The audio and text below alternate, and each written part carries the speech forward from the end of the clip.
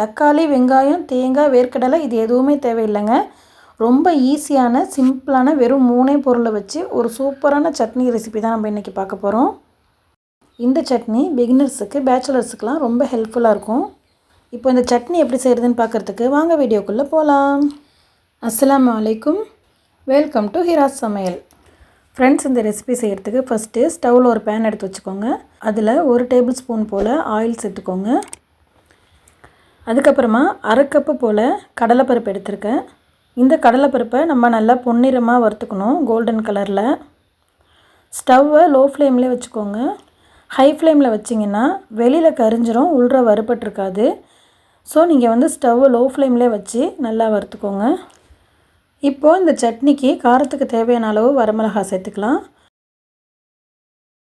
நான் இன்றைக்கி 6 வரமிளகாய் சேர்த்துருக்கேன். உங்கள் காரத்துக்கு ஏற்றபடி நீங்கள் கூட்டவோ குறைச்சியோ செஞ்சுக்கலாம். ஸ்டவ் லோ ஃப்ளேம்லேயே தான் இருக்கணும், ஹை ஃப்ளேமில் வச்சிடக்கூடாது. இந்த வரமிளகாவும் நல்லா வறுப்பட்டு வரணும். இப்போ பாருங்கள், நல்லா மொறுண்டு வறுத்தாச்சு. இதை நல்லா ஆற வச்சு ஒரு மிக்ஸி ஜாரில் நம்ம மாற்றிடலாம். கம்ப்ளீட்டாக ஆறுனதுக்கப்புறம் மிக்ஸி ஜாரில் சேர்த்துக்கிறேன். இப்போ இது கூட நம்ம 1/2 கப்பு பொட்டுக்கடலை சேர்த்துக்க போகிறோம்.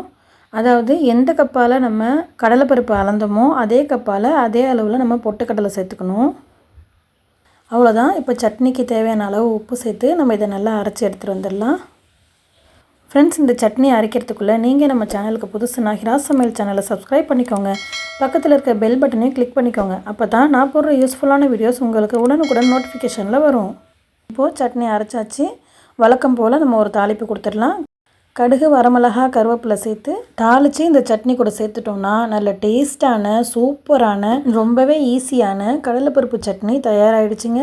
வெறும் 3 பொருள் தாங்க. கடலைப்பருப்பு, பொட்டுக்கடலை, வரமிளகா, இது 3 இருந்துச்சுன்னா போதும். சட்னி இந்த சட்னியை செஞ்சிடலாம். இந்த கடலைப்பருப்பு சட்னியை இட்லி, தோசை கூட சாப்பிடும்போது அல்டிமேட்டாக இருக்குங்க. ஃப்ரெண்ட்ஸ், நீங்களும் இந்த கடலைப்பருப்பு சட்னியை ட்ரை பண்ணி பாருங்கள். பிடிச்சிருந்துச்சுன்னா லைக் பண்ணுங்கள், உங்கள் ஃப்ரெண்ட்ஸ் அண்ட் ஃபேமிலிக்கு ஷேர் பண்ணுங்கள். நம்ம ஹிராஸ் சமையல் சேனலை சப்ஸ்கிரைப் பண்ணிக்கோங்க. தேங்க்ஸ் ஃபார் வாட்சிங்.